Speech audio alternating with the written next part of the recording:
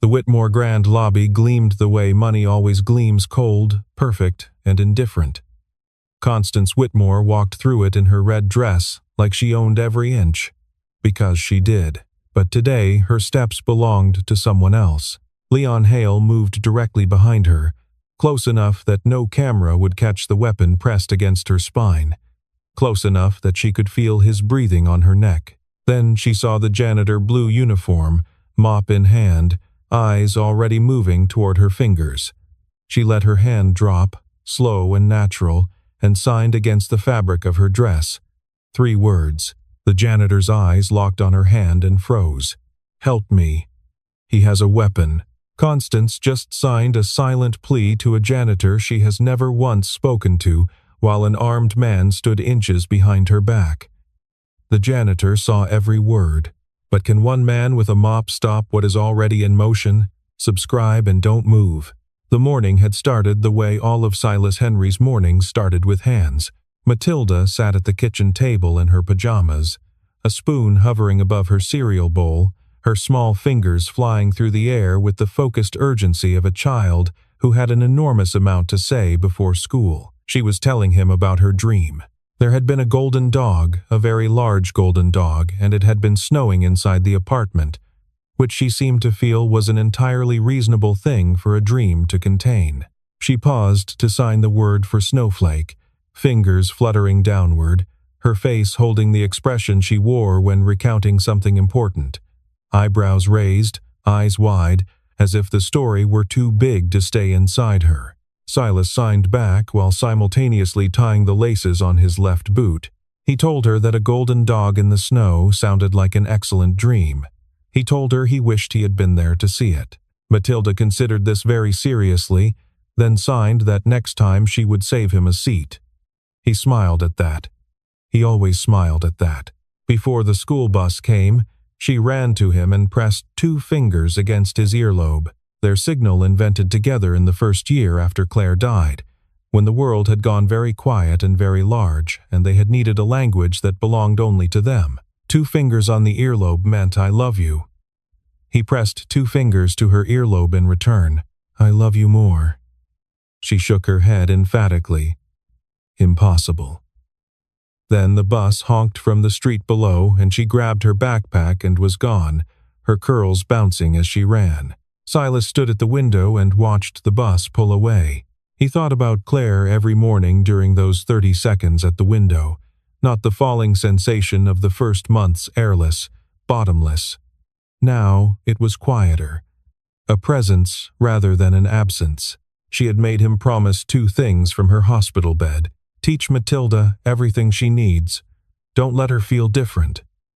He had kept both promises. The sign language came first. Books, videos, a class at the community center on Thursday evenings, and later from Matilda herself, who surpassed him within a year and now corrected his grammar with cheerful authority. He had also kept a different promise, one he made to himself. Standing outside the hospital on the night Claire died, in the parking lot in the cold, with nowhere to be and nothing to do, and no way to make any of it better, he promised himself he would show up, every day. He would show up and do the work and come home. That was all. It was enough. He arrived at the Whitmore Grand at 7:45, as he always did. He signed in, collected his assignment sheet from the facilities manager, and pushed his cart toward the supply room.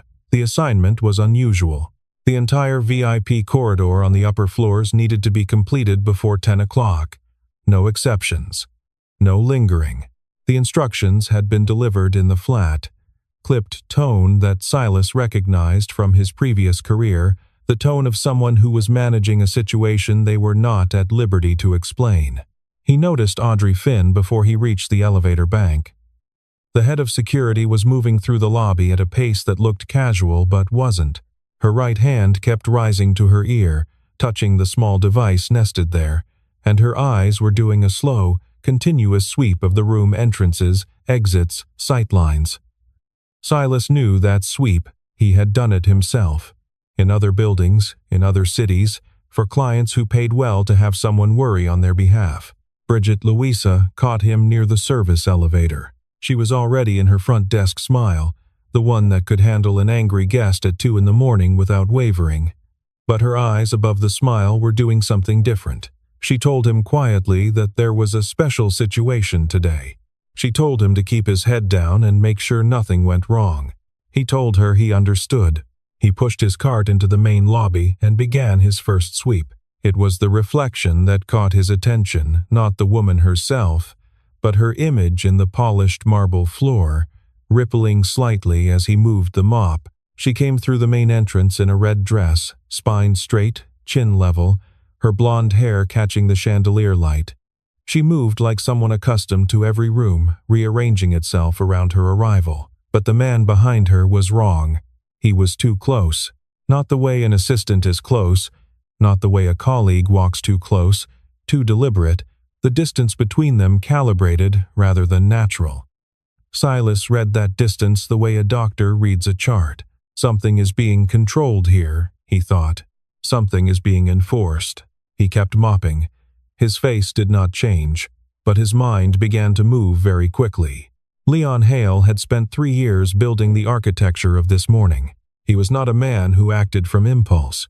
He drew up plans in quiet rooms and executed them in bright ones, understanding that the most effective coercion was the kind that looked, from a distance, like a business meeting. He had identified the Whitmore Grand 14 months ago. The reasoning was clean. Here, surrounded by her staff and her legacy and the lobby she had designed herself, Constance Whitmore would do anything to avoid a scene. She could not scream in a 5-star hotel. She could not run. She could not reach for her phone without risking harm to people she felt responsible for. The setting was the weapon. The actual weapon was only a backup. He had met her in the parking garage that morning at 7:15, stepping out from behind a concrete pillar with the unhurried confidence of a man arriving for an appointment. His voice had been pleasant, his instructions had been clear. They would walk into her hotel together. She would greet her employees by name. She would smile at the right moments. If she signaled security or reached for her phone, people would be hurt, and it would be her fault, and she would spend the rest of her life knowing that. Constance had listened, with her hands folded and her face empty. She was very good at empty. She had been practicing it since her first board meeting at 27, when she learned that the fastest way to unsettle a man who expected panic was to give him nothing to work with. She filed everything Leon said into the calculating part of her brain and began running scenarios. She walked through the lobby and smiled at the right moments. She greeted Bridget at the front desk by name. She nodded at the porter near the entrance. She moved through the space she had built as if she owned it, because she did, and because ownership was the only leverage she had left. Her mind was tracking cameras. It was tracking exits. It was tracking the placement of every staff member in the lobby, assessing who might notice, who might react, who might make things worse by reacting too quickly. She had one advantage, and it was thin. Leon had not searched her personally. He believed the weapon was sufficient. He believed that control was a simple calculation threat plus compliance equaled outcome. He had not accounted for the possibility that she might find a way to communicate that he could not intercept. She saw the janitor when they were halfway across the lobby. She had seen him before. Not to speak to she could not have told you his name that morning, but she had seen him in the employee break room once, late on a Tuesday after a facilities walkthrough, bent over a spiral-bound book at the small table near the window. She had been close enough to see the title on the cover before she continued down the corridor. It was an American Sign Language instruction manual. He had been practicing the shapes with his right hand, checking them against the illustrations, his expression patient and focused and completely absorbed. She had not asked why. She had simply stored it, the way she stored everything, a piece of information without a context, waiting for a context to arrive.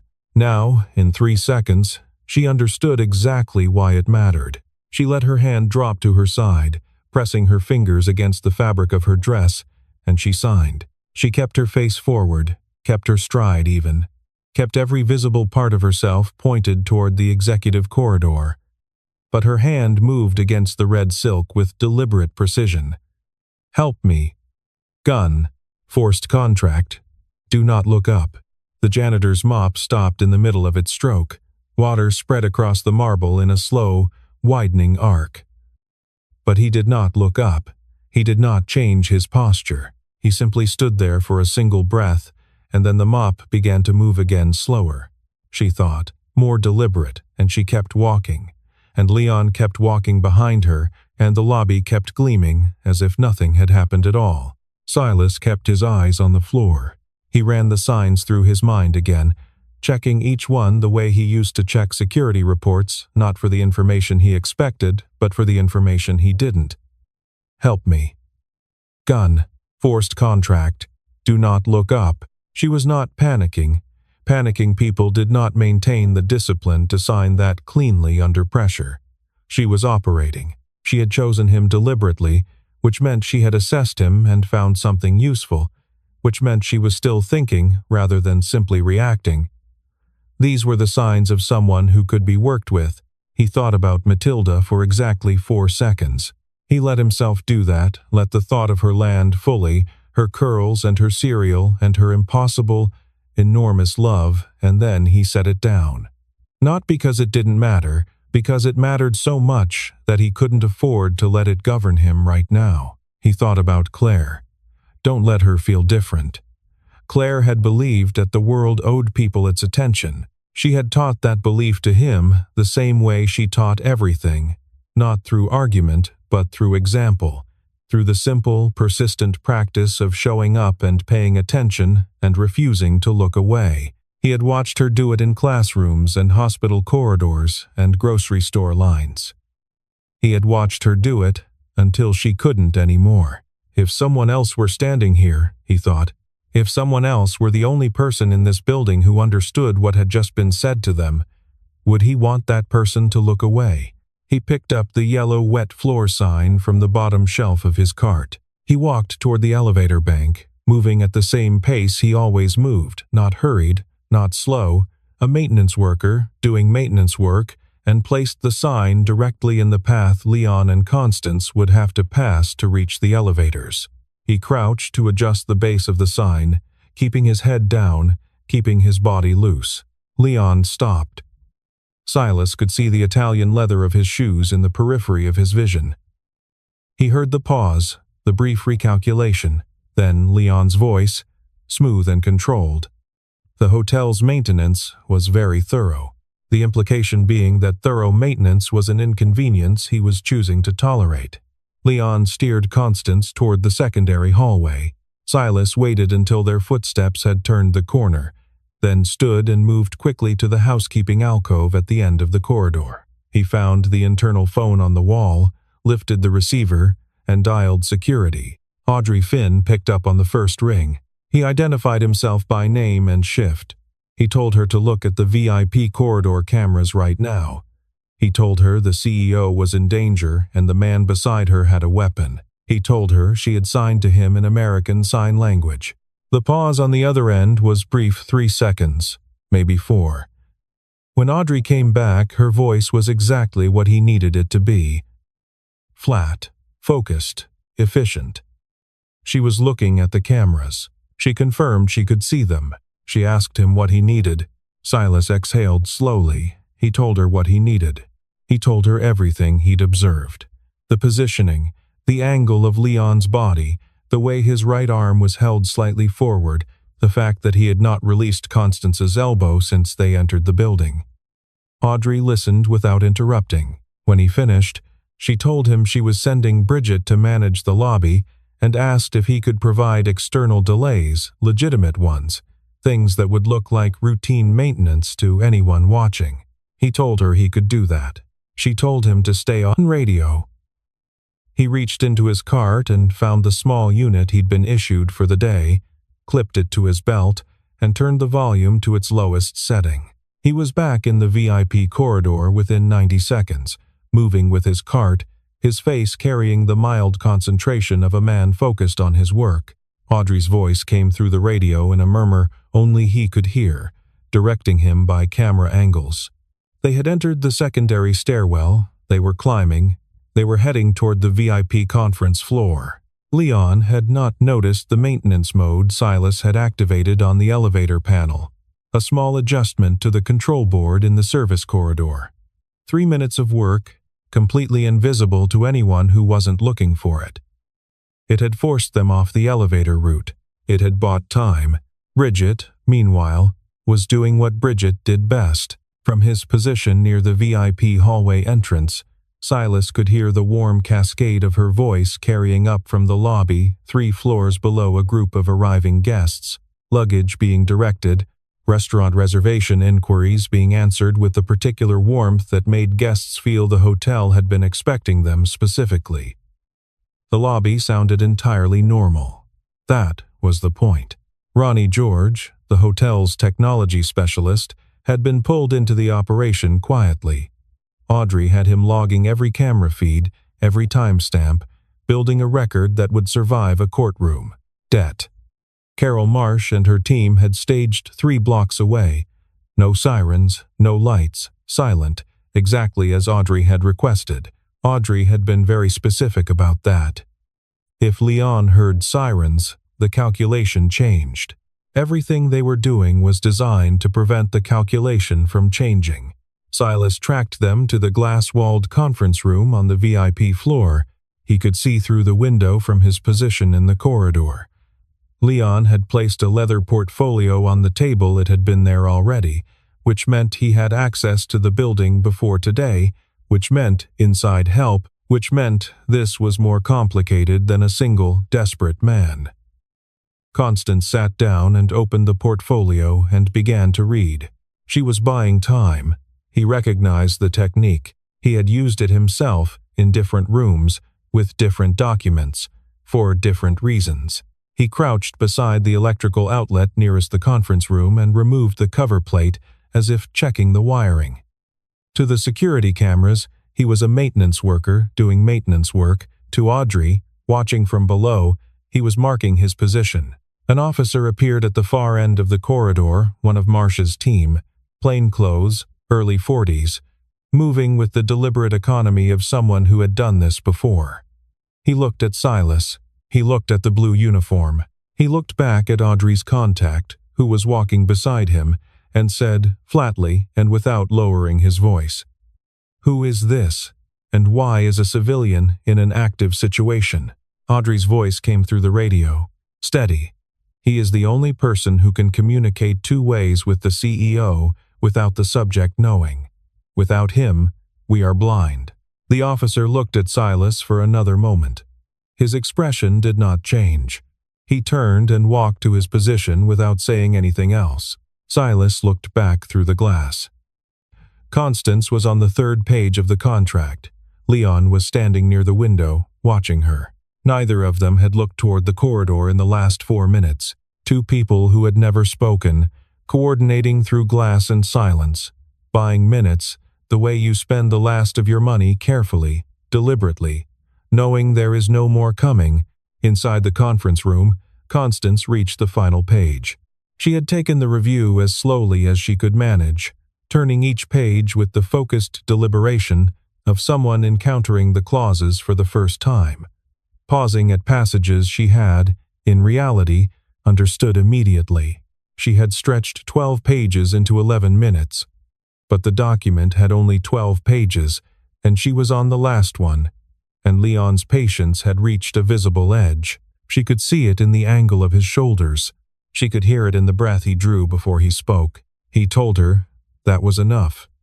He told her to sign the document now. She picked up the pen. She held it above the signature line, and beneath the table, pressed against the inside of her knee, her other hand moved. Phone. Now, he is ready to force. She felt the vibration of Silas's phone buzzing in the corridor before she saw him shift position. She had already dialed thumb, working the screen beneath the table. Number retrieved from the hotel directory she had memorized 3 years ago when she authorized the facilities contract, because she memorized numbers the way other people memorized faces, automatically, without effort. She heard him answer. She kept her voice at the absolute lower limit of audibility. the kind of sound that would not register on Leon's awareness from 8 feet away while he was watching her face. She said his name. She said the name of the building he worked under contract, because that was how you established credibility. In 3 seconds, you showed someone you had done the work. She said his daughter's school. She heard his silence and understood it. She was telling him that she had seen him, that he had not been invisible to her, that he had mattered before today. She told him she was the reason the scholarship program at Maplewood existed. She told him she had learned sign language because of a teacher at that school. And then she said the teacher's name. She heard him stop breathing. She had met Claire Henry once in the spring, 3 years ago, at the launch event for the scholarship program. Claire had introduced herself as faculty at Maplewood and shown Constance the basics of ASL with patient, unhurried clarity. She had taken Constance's hands and shaped them correctly and said, without any condescension, that the language was not difficult, it only required paying attention. They had spoken for 40 minutes. Constance had enrolled in the class because of those 40 minutes. She had heard, later, that Claire Henry had become ill. She had not heard what happened after. Now she did. She heard it in the 3 seconds of silence that came through the phone before Silas spoke again, in the quality of the quiet, the weight of it. She understood what she had asked him to carry today, and she understood that he was carrying it. She said, "I won't leave," he said into the phone, his voice completely level. "I'm not going anywhere." She ended the call and looked back at the signature line. Leon moved away from the window. He reached into his jacket and removed the pen from his inside pocket and set it on the table in front of her, directly on top of the pen she was already holding. The gesture was not subtle. He told her she had 10 seconds. Silas came back to Audrey on the radio within 30 seconds of ending the call. He said he needed to be part of the intervention directly, not as a civilian, not as a bystander, but as the communications link. Audrey understood, without needing it explained further. She said yes. Det.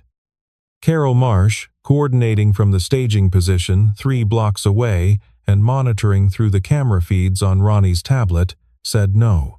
She said it clearly and professionally, and explained that protocol did not permit untrained civilians in direct proximity to an armed subject during a coordinated intervention. Audrey told her there was no other way to maintain two-way communication with the CEO in real time. Silas was not a bystander. He was the channel. There was a pause of about 4 seconds. Then Marsh said, "Keep him back from the door until the signal." Silas moved to his position beside the conference room window. He raised his hands slowly, fingers at the level of the glass, blocking them from Leon's sightline with his own body. He signed to Constance. 3 officers, north door, 2 minutes. When lights go out, drop. She was looking at the contract. Her eyes moved to the glass in a glance so brief that Leon did not track it. Her hand, beneath the table, replied, "Understood." Silas watched her turn back to the document. He thought about the way she had said Claire's name, not with the careful pronunciation of someone recalling a vague acquaintance, but with the inflection people use for names that have accumulated, meaning names attached to specific rooms and specific things that were said and not forgotten. She had known Claire in the way that mattered. She had paid attention. She had let the attention change something. Claire had taught her the signs that saved her life today. He thought about the invisible threads that ran between people, the ones that only become visible in extremity, the ones you cannot plan for. Claire had stood in a room with a stranger and taught her how to move her hands. And 3 years later, in a glass-walled conference room in a 5-star hotel, that stranger's hands had moved in a lobby and found him. He pressed his radio once. Audrey came back. 30 seconds. Inside the room, Leon pushed the contract across the table one final time. He told her she had 10 seconds.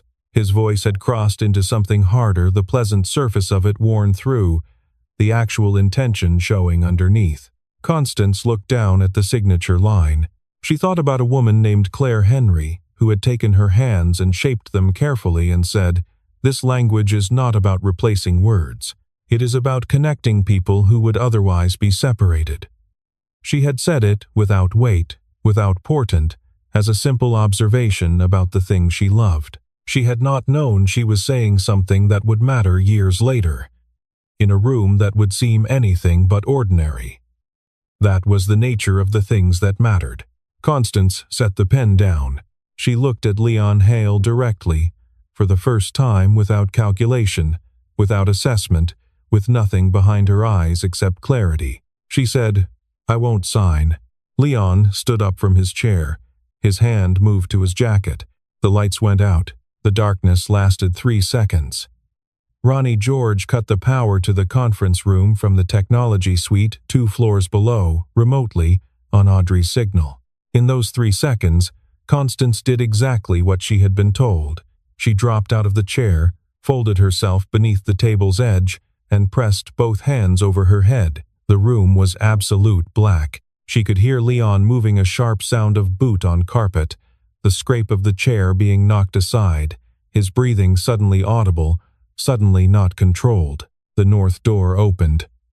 Audrey came through first, low and fast, her flashlight cutting a white line across the room.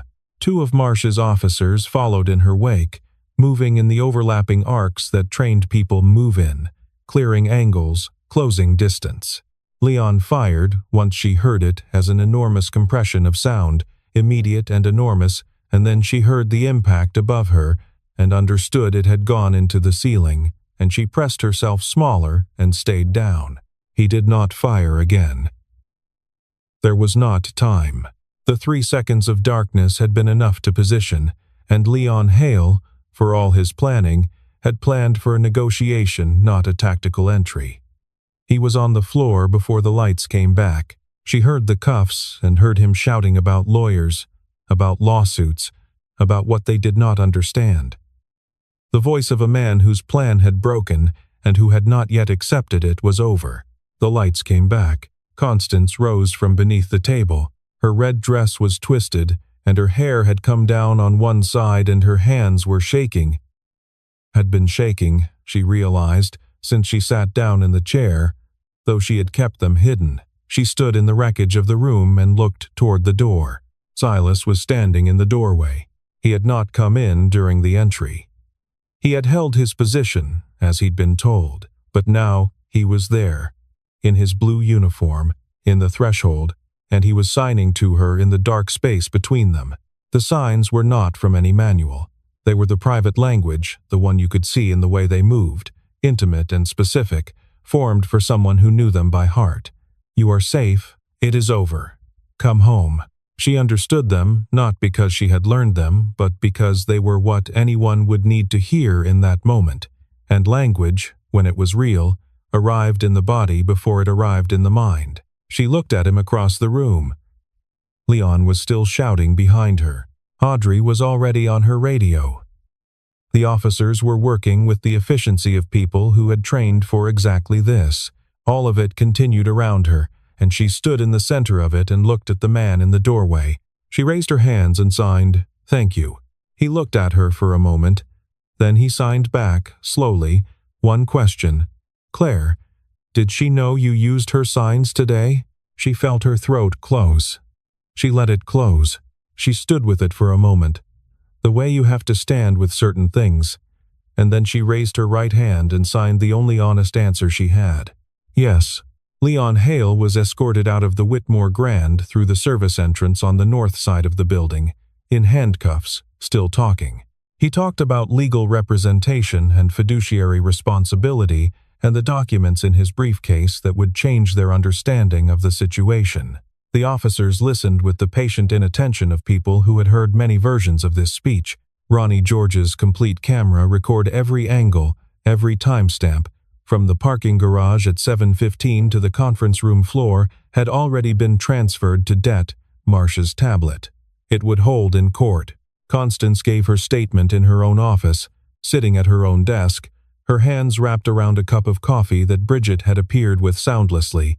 Det. Marsh sat across from her with a notepad and the kind of still, attentive face that good investigators develop, the face that says, "I'm only here to understand what happened," which is simultaneously true and not the whole truth, because understanding what happened always has a purpose beyond understanding. Marsh asked about the sign language communication. Constance explained it fully. The sponsorship program, the Maplewood School, the evening class she had attended 3 years ago. She said the name of the woman who had taught her. She explained what she had signed in the lobby and what Silas had signed back, and how the two of them had coordinated through a pane of glass for 11 minutes without Leon ever knowing. Marsh wrote all of it down. She said she would make a formal recommendation commending the maintenance worker. Constance looked out the window. She did not tell Marsh what she was thinking, which was this. She had spent her career building systems of control security protocols, access hierarchies, operational procedures, each designed to ensure nothing important could happen without passing through a structure she had designed. And today, the structure had failed, not because it was poorly built, but because the threat had come from inside it. What had stopped it was not a system. It was a man who noticed things because his daughter had taught him to notice things, who had learned a language for love and used it for rescue, who had refused to look away. Audrey confirmed it later. A senior vice president in the Whitmore organization had provided Leon with access codes and security schedules. The arrest came within 48 hours. The investigation was already open. Constance did not think about any of that right now. She thought about a yellow wet floor sign placed in exactly the right position. She thought about a mop that kept moving at exactly the same rhythm after receiving news that would have stopped most people cold. A reporter was standing on the sidewalk outside the hotel when Silas came down through the lobby at the end of the day. Someone had recorded him through the VIP corridor window during the operation footage, showing him at the glass, hands moving in sign language, posture perfectly still, and it had been posted to social media 3 hours ago, spreading with the velocity of content that managed to be both dramatic and human simultaneously. The caption read, "Who is the janitor who stopped an armed kidnapping at the Whitmore Grand using sign language?" Silas did not see the footage until later. He was standing in the service corridor with his back against the wall, looking at his phone, not at the internet, but at the contact screen, at the name he had pressed with his thumb. The school answered on the second ring. He gave his name and said he would be picking up his daughter early today. His voice was completely steady, the same voice he had used to call security 6 hours ago, the same voice he used to read Matilda her bedtime story the night before. He put the phone in his pocket and pushed his cart back toward the supply room. He had work to finish first. 3 days passed. Silas was waiting outside Maplewood School for the deaf when the afternoon bell released the children. He was standing on the sidewalk in his regular clothes, gray jacket and jeans, with his hands in his pockets, and the winter sun coming through the bare trees at an angle that made everything look slightly more golden than it was. He had spent the 3 days doing ordinary things. Finishing his shifts, cooking dinner, helping Matilda with her homework, sleeping badly, waking early, and sitting at the kitchen table before dawn with the specific kind of silence that follows events you have not yet fully processed. Matilda came through the school doors with Emma beside her, both of them signing rapidly to each other at the speed of children recounting something exciting. She spotted him and broke away at a run, backpack swinging, and he caught her and lifted her briefly, a reflex from when she was smaller, done without thinking. She accepted it with the tolerant affection of a child who was technically too old for this and knew it and did not object. She signed about a cat belonging to one of the teachers. She signed about a song she was learning in movement class. She had a great deal to say. He was still watching her hands when a car pulled to the curb behind him. He heard the door close. He turned. Constance Whitmore was not wearing the red dress. She was wearing a gray sweater and dark trousers, and no particular expression of authority. She looked like a person who had not slept enough in 3 days, which she was. She looked smaller outside the hotel, in ordinary daylight, without the marble and chandeliers constructing the space around her. She looked at Silas and then at Matilda, and stood with her hands at her sides with the slight uncertainty of someone who wanted to get something right and was not sure of the protocol. Matilda noticed her. Children noticed people who were paying attention to them, and Constance was paying attention with the focused, slightly uncertain quality of someone who wanted to get something right. Constance crouched down to Matilda's level. She raised her hands and she signed slowly, imperfectly, with the careful effort of someone working from memory rather than fluency. "Your father is a hero." Matilda's eyes went wide. She read the signs twice, and then she turned to Silas with an expression of pure, uncomplicated delight and signed, "She knows how to talk with her hands." Silas nodded. Matilda signed, "Did you teach her?" He shook his head. "Someone else did," he signed. Matilda turned back to Constance and considered her with the frank, unfiltered assessment that 7-year-olds applied to new information. Then she signed, directly and without preamble. "Who taught you?" Constance held Matilda's gaze. She looked at Silas for a moment. Then she raised her hands and spelled out the name, one letter at a time, the way you spell a name that deserves to be given its full weight. Silas did not look away. He let the letters come. He let the name settle in the cold afternoon air, the way it settled in his chest, not like a wound this time, not like the falling he had known in the first year, but like something being returned. He had carried that name alone for 3 years, and hearing it spelled by someone else's hands, in the language Claire had helped build between him and his daughter, was something he did not have words for. He stood with it, and let it be what it was. Constance stood up. The 4 seconds of silence between them were not uncomfortable. They were the kind of silence that forms when two people have arrived at the same understanding by different routes. She said, quietly, that she wanted to name the scholarship fund after Matilda, if he was willing. He looked at his daughter, who was signing something to herself, a private commentary on the afternoon that she was not directing at anyone. He told Constance she did not need to ask his permission. She needed to ask Matilda's. Constance looked at Matilda and signed, "Is that okay with you?" Matilda stopped her private commentary. She considered the question with the gravity it deserved, her brow slightly furrowed, her head tilted the expression of a 7-year-old who was taking a responsibility seriously. 2 seconds passed. Then she nodded, once, decisively, and smiled with her whole face. 6 weeks after that, on a Tuesday morning in early spring, Constance stood in the main lobby of the Whitmore Grand, while a small group assembled near the concierge desk. It was not a large gathering. Audrey, Bridget, Ronnie, a few members of the facilities team, 2 officers from Marcia's precinct who had asked to be there. Reporters had been told there was nothing to photograph, which was true and also not the whole story. The plaque was not decorative.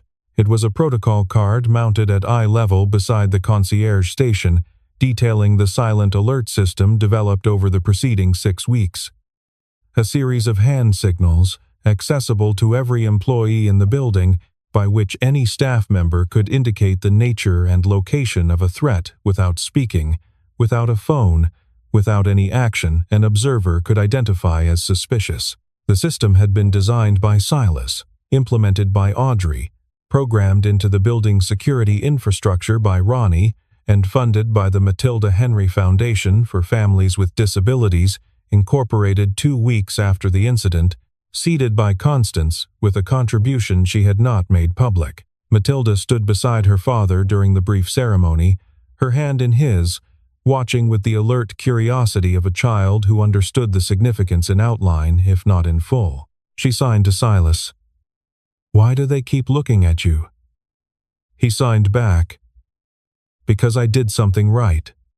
She signed, "You always do things right." He did not answer. He stood in the lobby that had once been just another floor. He pushed a cart across, and let that be enough. After the small crowd dispersed, Constance crossed to where the 2 of them were standing near the concierge desk, near the exact location where everything had started. The marble floor beneath them was as polished as it had ever been, holding the room's reflection back at them in miniature, complete and still. She said, "I haven't thanked you properly." He shook his head. He told her she had thanked him with the things that would last. The fund, the system, the job she had offered him, Director of Employee Safety and Wellness, which he had accepted, with the acknowledgement that he was the least credentialed person ever to hold that title, and the understanding that credentials were not what she was hiring for. These things would be here after both of them were gone. That was the right kind of thank you. She was quiet for a moment. Then she raised her hands and signed, imperfectly, with the same careful effort she had used 3 days ago on a sidewalk outside a school. "Thank you. You saved everything." He looked at her. Then he signed back simply, because simplicity was what the moment required. "You gave me a chance to matter." "That goes both ways." Matilda tugged on his hand. She pointed toward the main entrance, the revolving door, the street beyond it. She was ready to go home. She had things to do, people to sign to, a dream about a golden dog that she had not yet fully reported on. She was 7 years old, and there was an enormous amount of life waiting outside that door. Silas looked at Constance one more time. He did not say anything. He let Matilda lead him toward the door, her steps quick and certain, her free hand already moving with something she was composing a story, a question, a piece of news she considered urgent. Constance watched them cross the lobby.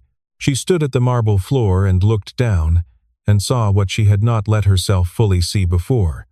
Not just her own reflection, but the traces of everyone who had ever walked across the surface, the invisible record of all the feet that had crossed it, the mopping arcs that kept it bright, the daily labor that had maintained the shine she had always taken for granted.